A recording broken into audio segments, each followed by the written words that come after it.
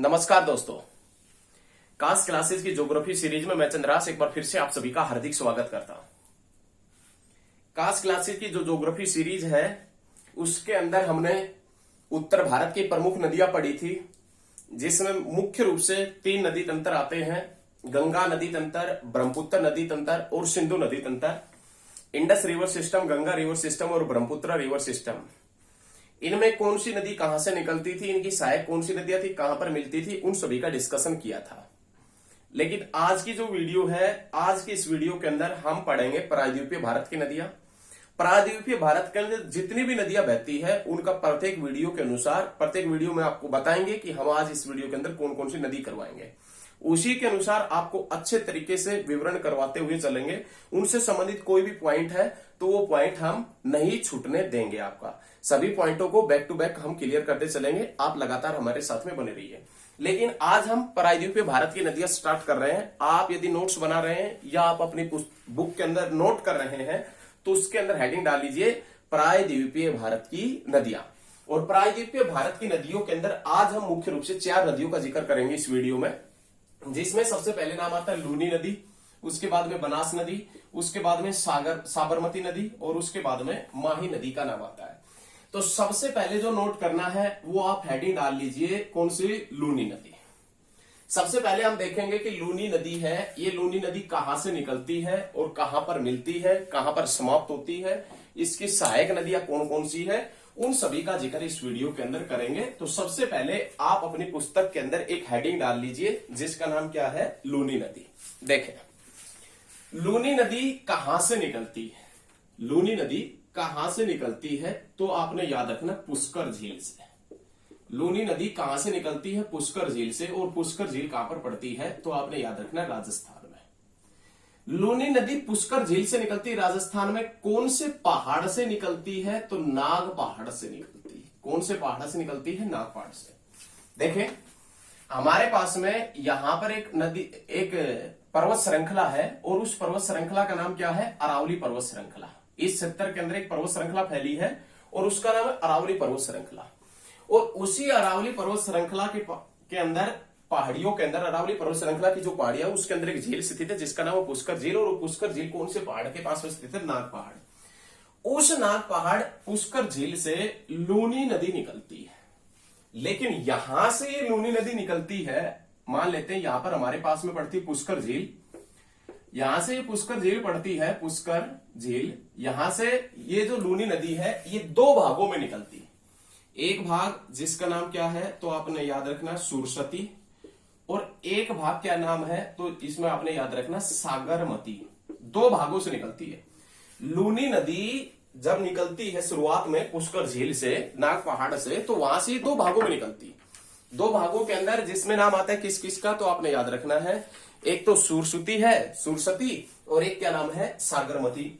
अब यहां से जब ये 2 भागों के अंदर निकलती है, एक का नाम सुरसती है, एक का सागरमती है, ये दोनों भाग आगे चलकर एक संयुक्त जलधारा बनाते हैं। ये दोनों भाग आगे चलकर संयुक्त हो जाते हैं, आपस में मिल जाते हैं। ये दोनों भाग आगे चलकर आपस में मिलते कौन से स्थान के पास में है तो आपने याद रखना गोविंदगढ़। कौन से स्थान के पास में मिलते हैं? गोविंदगढ़। गोविंदगढ़ के पास में ये आपस में मिल जाते हैं। और वहां से जब ये आपस में मिलकर आगे बढ़ते हैं तो वहां से कौन सी नदी का उत्पन्न होता है? कौन सी नदी के नाम से जाना जाता है? लूनी नदी के नाम से जाना जाता है। अब ये दोनों भाग आपस में मिल गए कौन से स्थान के पास में तो आपने याद रखना है गोविंदगढ़ के पास में। अब गोविंदगढ़ के पास में जब ये स्थान मिले, आपस में मिले दोनों भाग, यहां पर अरावली पर्वत श्रृंखला फैली है और यहीं पर एक स्थान पड़ता है। ये गैप आपको दिखाया गया है, वरना इतना गैप है नहीं, बिल्कुल थोड़ा गैप है। और यहां पर एक स्थान पड़ता है, एक जगह पड़ती है जिसका नाम है अजमेर। याद रखिए, कस्बा पड़ता है अजमेर। और उस अजमेर से यह नदी अपने दक्षिण दिशा में बहती हुई आगे बढ़ती है। और जब ये आगे बढ़ती है तो लगभग 330 किलोमीटर की दूरी तय करने के बाद, लगभग 330 किलोमीटर की दूरी तय करने के बाद में गुजरात में जाती है और गुजरात के कच्छ के रण के अंदर जाकर समाप्त हो जाती है। आपने याद रखना है, कच्छ के रण के अंदर जाकर समाप्त हो जाती है। ये गैप ज्यादा दिखाया गया है ताकि आपके समझ में आ जाए, वरना पुष्कर झील ही अजमेर के पास में पड़ती है, आपने याद रखना है। ठीक है ना? याद देखें, एक बार फिर से देखें।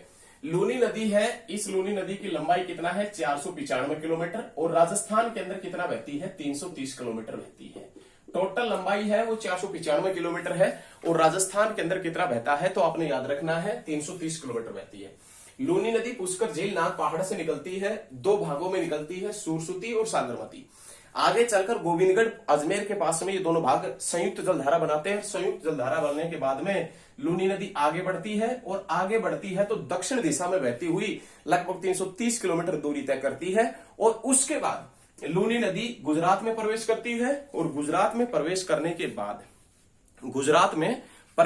के बाद कच्छ के रण के क्षेत्र के अंदर ये लूनी नदी है, ये लूनी नदी समाप्त हो जाती है। याद रखिएगा लूनी नदी राजस्थान का सबसे बड़ा नदी तंत्र, राजस्थान का, ये आपने नोट कर लिया ना, ये नोट कर ले, नहीं, राजस्थान का सबसे बड़ा नदी तंत्र है। राजस्थान का जो सबसे बड़ा नदी तंत्र है ना वो कौन सी नदी है तो आपने याद रखना है लूनी नदी।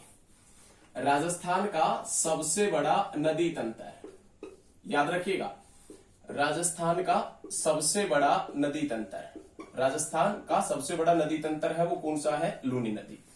लेकिन हम आपसे एक बात बता दें, बहुत बेहतरीन बात है और ये यूपी पीसीएस के एग्जाम्स के अंदर पूछी गई थी। यूपी पीसीएस का एक एग्जाम हुआ था, उसके अंदर ये क्वेश्चन पूछा गया था कि भारत की एकमात्र नदी जिसके ऊपर का पानी मीठा और नीचे का पानी खारा होता है। भारत की एकमात्र नदी जिसके ऊपर का पानी मीठा और नीचे का पानी खारा होता है तो कौन सी नदी है लूनी नदी। याद रखिएगा लूनी नदी जिस स्थान से निकलती है, लूनी नदी जिस स्थान से निकलती है वहां से लेकर और बालोतरा बाड़मेर तक इस लूनी नदी का पानी कैसा होता है मीठा होता है और उसके बाद में जब ये आगे बढ़ती है तो इसका पानी कैसा हो जाता है खारा हो जाता है। याद रखना है लूनी नदी जिस स्थान से निकलती है वहां से लेकर और बालोतरा बाड़मेर तक इसका पानी मीठा होता है, उसके बाद में इसका पानी कैसा हो जाता है खारा हो जाता है। एकमात्र नदी है जिसके ऊपर का पानी मीठा और नीचे का पानी जो है वो खारा होता है। कौन सी नदी है लूनी नदी। राजस्थान का सबसे बड़ा नदी तंत्र कौन सा है लूनी नदी। कहां से निकलती है तो ये आपने देखे हैं निकलती है कहां से। उसके बाद में भारत की एकमात्र लवणकारी नदी, भारत की सबसे लवणीय नदी कौन सी है तो आपने याद रखना है लूनी नदी। भारत की सबसे लवणीय नदी कौन सी है लूनी नदी। या ये पूछे कि ये किस प्रकार की नदी है तो आपने याद रखना लवणकारी। भारत की सबसे अधिक लवणीय नदी कौन सी है लूनी नदी। और याद रखिएगा राजस्थान की सबसे अधिक लवणकारी नदी कौन सी है लूनी नदी।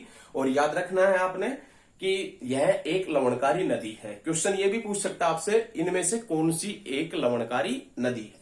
अब नाम आता है लूनी की जो सहायक नदियां है, लूनी की जो सहायक नदियां हैं वो आप नोट कर लीजिए। लूनी की जो सहायक नदियां है ट्रिब्यूटरी जो है वो कौन कौन से ट्रिब्यूटरी वो देखें तो जिसमें नाम आता है बांदा जवाई सगाई लीलड़ी जोजेड़ी और उसके बाद में नाम आता है बांडी और उसके बाद में नाम आता है जोजेड़ी हो गया, लीलड़ी हो गया, बांडी, बांदा, जवाई, सगाई, मीठड़ी लीलड़ी हो गया, मीठड़ी हो गया और सुगड़ी। ये इसकी सहायक नदियां है।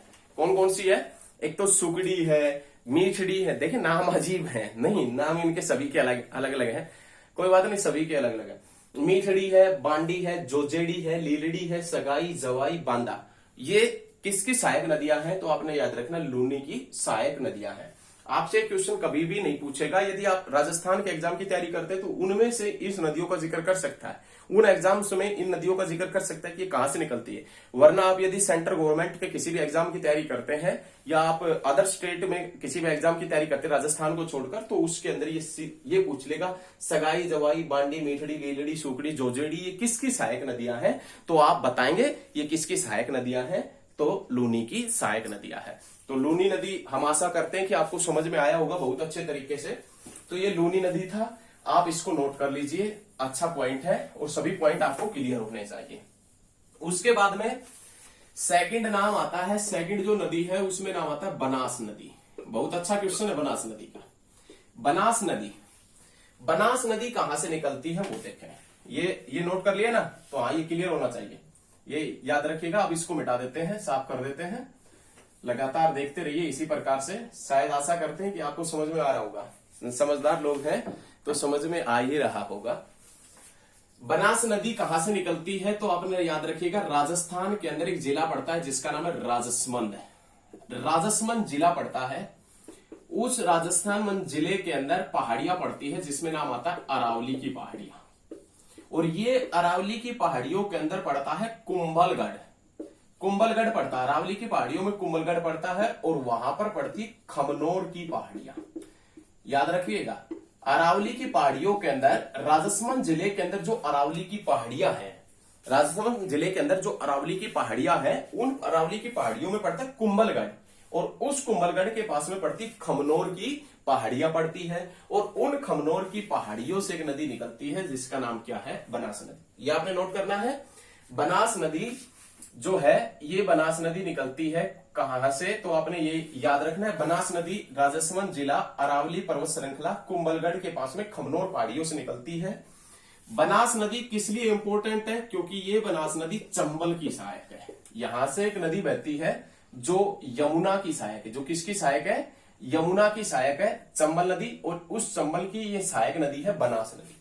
ये चंबल नदी, ये कौन सी सहायक नदी है, तो आपने याद रखना है, ये सहायक नदी है जिसका नाम क्या है, बनास नदी सहायक नदी है। ये आपने नोट करना है।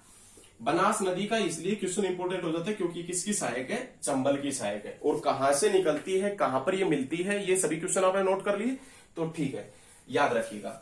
उसके बाद में ये जो बनास नदी है उसके ऊपर बांध पड़ते हैं जिसमें नाम आता है दातर बांध। एक बांध पड़ता है जिसका नाम आता है दातर बांध, एक बांध पड़ता है जिसका नाम है मातरी बांध, एक बांध पड़ता है जिसका नाम क्या है, मातरी बांध, और एक बांध पड़ता है जिसका नाम है बिस्सलपुर बांध। बिस्सलपुर बांध, ये आपने नोट करना है, सभी पॉइंट क्लियर होने चाहिए। बिस्सलपुर बांध, मातरी बांध, दातर बांध कौन सी नदी के ऊपर है, बनास नदी के ऊपर है। बनास की यदि सहायक पूछे कि बनास नदी की सहायक नदी कौन सी है, सहायक नदी, तो आपने याद रखना सूकली, ये बनास की सहायक नदी। सूकली किसकी सहायक नदी है, बनास की सहायक नदी है। तो बनास नदी, ये पॉइंट क्लियर है, तो आप ये सभी पॉइंट क्लियर करते हुए चलिएगा, सभी पॉइंट क्लियर हो जाएंगे। तो हमने अब तक दो नदियां देखी हैं, एक लूनी नदी और एक बनास नदी। अब देखिए आगे बढ़ते हैं, और आगे जब बढ़ेंगे तो अब नाम आता है उस नदी का जिसके ऊपर अहमदाबाद, जिसके ऊपर अहमदाबाद और कौन सा शहर पड़ता है, तो आपने याद रखना है गांधीनगर पड़ता है। उस नदी का एक बार जिक्र कर लेते हैं। अत्यधिक मात्रा में गर्मी हो रही है, कोई बात नहीं, हम आपके लिए कितना भी मेहनत कर सकते हैं। आप बस लगातार हमारे साथ में जुड़े रहिए और मेहनत आप भी करें। नहीं, आपका जब सफल हो जाएंगे आप, और आपको जब नौकरी मिल जाएगी ना, तभी हम अच्छे तरीके से समझेंगे कि हाँ, हमारे कुछ स्टूडेंट थे जिसने ज्योग्राफी हमसे पढ़ा था और वो स्टूडेंट आज जॉब लग गए हैं। तो आप लगातार हमारे साथ में बने रहिए, लगातार पढ़ते रहिए। देखें, अब जो नेक्स्ट नदी है उसमें नाम आता है किसका, तो आप याद रखिएगा, साबरमती नदी का नाम आता है। साबरमती नदी के पॉइंट की बात करें तो ये जो साबरमती नदी है इसका प्राचीन नाम क्या है, साबरमती नदी जिसका प्राचीन नाम क्या है, तो आपने याद रखना है साबरमती नदी का प्राचीन नाम है भोगोवा। प्राचीन नाम क्या है, भोगोवा इसका प्राचीन नाम है। साबरमती कहां से निकलती है, तो आपने याद रखना राजस्थान का एक डिस्ट्रिक्ट पड़ता है उदयपुर, और उस उदयपुर के अंदर पहाड़ियां पड़ती है अरावली, और उसी अरावली की पहाड़ियों में एक पहाड़ी पड़ती है जिसका नाम है मेवाड़ की पहाड़ियां। याद रखिएगा, राजस्थान के उदयपुर जिले में स्थित जो अरावली की पहाड़ियां हैं उन्हीं के अंदर एक पहाड़ी पड़ती है मेवाड़ की पहाड़ी, और उन मेवाड़ की पहाड़ियों से एक नदी निकलती है जिसका नाम क्या है, साबरमती नदी। ये साबरमती नदी मेवात की पहाड़ियों से, मेवात नहीं, मेवाड़, क्योंकि मेवाड़ की पहाड़ियों से निकलती, मेवात पड़ता है वो हरियाणा के अंदर पड़ता है, और मेवात की पहाड़ियों से भी एक नदी निकलती है जिसका नाम है इंदौरी नदी। वो छोटी नदियां हैं, वो हरियाणा के जो भी एग्जाम होते हैं उनके अंदर पूछी जाती है। सेंट्रल गवर्नमेंट के एग्जाम्स में उनका जिक्र नहीं होगा, जितने भी सेंट्रल गवर्नमेंट के एग्जाम है ना, उनके अंदर उन नदियों का जिक्र नहीं होता है, तो याद रखिएगा। उदयपुर डिस्ट्रिक्ट अरावली की पहाड़ियां और मेवाड़ की पहाड़ी, अरावली की पहाड़ियों में मेवाड़ की पहाड़ी स्थित है, वहां से एक नदी निकली जिसका नाम है साबरमती नदी। ये साबरमती नदी आगे बढ़ती है और जब ये साबरमती नदी आगे बढ़ती है तो यहां पर एक खाड़ी पड़ती है इस क्षेत्र के अंदर। ये खाड़ी कौन सी है तो आपने याद रखना है, खंबात की खाड़ी। भाई खाड़ी क्या होता है, सबसे पहला क्वेश्चन तो यही बनता है कि खाड़ी क्या होता है। देखिए हमारे पास में ये दक्षिण भारत है, ऐसा ये दक्षिण भारत है, प्रायद्वीपीय भारत, जैसे आप पेनिनसुलर इंडिया के नाम से जानते हैं।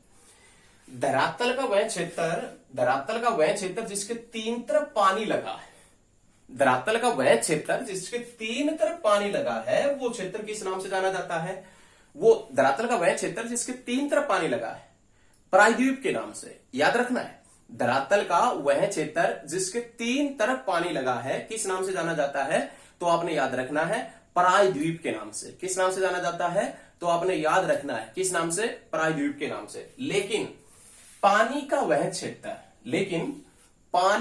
क्षेत्र जिसके तीन तरफ धरातल लगा है, याद रखिएगा, जिसके तीन तरफ धरातल लगा है किस नाम से जाना जाता है, खाड़ी के नाम से। बहुत अच्छा है ना, मजेदार है। उल्टा है, देखें एक बार, पानी का वह क्षेत्र जिसके तीन तरफ धरातल लगा है वो खाड़ी के नाम से जाना जाता है, और धरातल का वह क्षेत्र जिसके तीन तरफ पानी लगा है वो किस नाम से, प्रायद्वीप के नाम से। और धरातल का वह क्षेत्र जिसके चारों तरफ पानी लगा है वो किस नाम से जाना जाता है, द्वीप के नाम से। धरातल का वह क्षेत्र जिसके तीन तरफ पानी लगा है वो किस नाम से जाना जाता है, प्रायद्वीप के नाम से जाना जाता है। आपने नोट करना है, बहुत अच्छा पॉइंट है। उसके बाद देखें कहां पर गिरती है ये नदी तो आपने याद रखना है कहां पर गिरती है, खंबात की खाड़ी में। ये नदी जिसके ऊपर एक शहर पड़ता है गुजरात का, गांधीनगर, और ये नदी जिसके ऊपर एक शहर पड़ता है अहमदाबाद और गांधीनगर जो है वो कौन सी नदी के ऊपर पड़ते हैं, साबरमती नदी के ऊपर पड़ते हैं। आपने नोट करना है, बहुत अच्छा पॉइंट है। गांधीनगर जो है, ये गांधीनगर जो अहमदाबाद कौन सी नदी के ऊपर है, साबरमती नदी, और ये अहमदाबाद। इसी अहमदाबाद के पास में एक आश्रम पड़ता है साबरमती आश्रम। वो साबरमती आश्रम कौन सी नदी के ऊपर है, साबरमती नदी के ऊपर ही है। और साबरमती आश्रम की नींव 1916 में किसने रखी थी तो आपने याद रखना है, महात्मा गांधी ने। ये महात्मा गांधी बनाना है, इससे याद रखिएगा। साबरमती आश्रम की नींव 1916 में महात्मा गांधी ने रखी थी और साबरमती नदी के किनारे ही है, और 1916 में नींव रखी, 1917 में साबरमती आश्रम तैयार हुआ था। ये आपने पॉइंट याद रखना है, बहुत अच्छा पॉइंट है, बैक टू बैक आपके क्लियर होना चाहिए। उसके बाद में ये जो साबरमती नदी है इसके ऊपर एक झील पड़ती है जिसका नाम है देबार झील। देबार झील पड़ती है, और ये देबार झील है ये कहां पर पड़ती है, गुजरात के अंदर पड़ती है, साबरमती नदी के ऊपर। और इसी साबरमती नदी के ऊपर एक बांध पड़ता है जिसका नाम है धरोई बांध। साबरमती नदी के ऊपर एक बांध पड़ता है जिसका नाम है धरोई बांध। और ये जो धरोई बांध है ना, इस धरोई बांध से गुजरात के अंदर विद्युत उत्पादन किया जाता है, और गुजरात वगैरह के अंदर इससे सिंचाई की जाती है। याद रखना है, गुजरात में इससे विद्युत उत्पन्न की जाती है और गुजरात में इससे सिंचाई वगैरह की जाती है, तो आपने ये याद रखना है।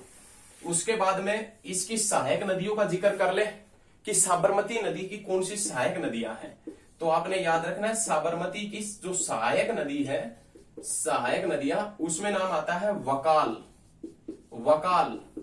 उसमें नाम आता है सेई, वकाल, सेई और हाथमती और मधुमती। ये याद रखिएगा, हाथमती और मधुमती ये साबरमती की सहायक नदियां हैं। सभी पॉइंट अच्छे तरीके से क्लियर होने चाहिए कि ये नदी कहां से निकली थी, प्राचीन नाम क्या था, कौन कौन से शहर इसके ऊपर पड़ते हैं, कहां पर गिरती है, खंबात की खाड़ी में, और देवार झील इस नदी के ऊपर है। धरोई बांध पड़ता है जो गुजरात में सिंचाई और विद्युत का उत्पादन किया जाता है। सहायक नदी है वकाल, सई, हाथीमती और मधुमती, ये इसकी सहायक नदियां हैं। तो ये सभी पॉइंट क्लियर है अच्छे तरीके से, आपको सभी पॉइंट आपको बहुत अच्छे तरीके से क्लियर होने चाहिए। एक एक पॉइंट आपको हम क्लियर करवाते हुए चलेंगे, आप ये याद रखिएगा। तो ये पॉइंट क्लियर है, अब इस नदी को मिटा देते हैं। उसके बाद में आज की लास्ट नदी का जिक्र करते हैं। आज की जो लास्ट नदी है उसके अंदर नाम आता है किसका, माही नदी का। इसका नाम आता है माही नदी। और ये माही नदी है, ये कहां से निकलती है और कौन सी दिशा में बहती है वो देखें। माही नदी के पॉइंट की बात करें तो माही नदी निकलती है मध्य प्रदेश से। मध्य प्रदेश, मध्य प्रदेश का एक डिस्ट्रिक्ट पड़ता है धार डिस्ट्रिक्ट पड़ता है मध्य प्रदेश के अंदर, और उस धार डिस्ट्रिक्ट के अंदर पहाड़ियां फैली है जिसमें नाम आता है विंध्याचल। धार डिस्ट्रिक्ट के अंदर जो विंध्याचल की पहाड़ियां हैं, उन विंध्याचल पहाड़ियों से निकलती है माही नदी। ये देखिएगा इस क्षेत्र से निकलती है माही नदी। धार जिला विंध्याचल पर्वत श्रृंखला मध्य प्रदेश से निकलती है।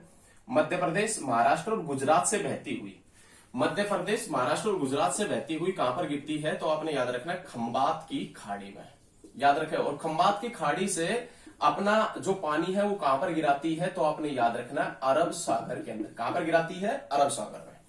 आपने याद रखना पश्चिम की तरफ बहने वाली नदियां हैं। कौन सी नदी है? पश्चिम की तरफ बहने वाली नदी। कौन सी? माही नदी। ये जो माही नदी है, इस माही नदी के ऊपर एक बांध पड़ता है जिसका नाम है कुदरना बांध है। कुदरना जो बांध है वो कौन सी नदी के ऊपर पड़ता है? माही नदी के ऊपर पड़ता है। ये आपने याद रखना है। माही नदी मध्य प्रदेश में, गुजरात में और महाराष्ट्र में बहती है, और इसके ऊपर एक बांध पड़ता है जिसका नाम है कुदरना बांध। और ये कहां से निकलती है? तो ये सभी पॉइंट क्लियर होने चाहिए। और कहां पर गिरती है? खंबात की खाड़ी में। खंबात की खाड़ी से अपना जल कहां पर गिराती है? तो याद रखना अरब सागर के अंदर अपना जल गिराती है। उसके बाद में इस जो माही नदी है, इसकी सहायक नदी कौन सी है? इसकी जो ट्रिब्यूटरी है वो सहायक नदी कौन सी है? सहायक नदियों के पॉइंट की बात करें तो सोम और जाखम,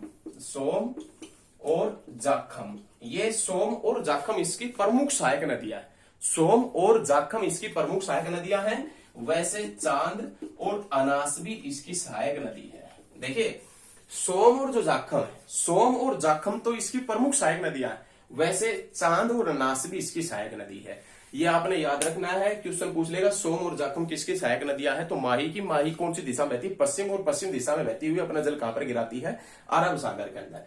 पूर्व से पश्चिम बहने वाली नदियों में माही का नाम भी जरूर आता है, आपने याद रखना है। बहुत अच्छे पॉइंट क्लियर हुए हैं आपसे और बहुत अच्छे तरीके से आपने पढ़ा है। और यदि आपको ये वीडियो पसंद आता है तो ज्यादा से ज्यादा शेयर करें और लगातार हमारे चैनल पर आप बने रहें और ज्यादा से ज्यादा इस चैनल को सब्सक्राइब करें ताकि लेटेस्ट वीडियो आप तक पहुंच चुके। और चैनल का जो नेम है वो क्या है?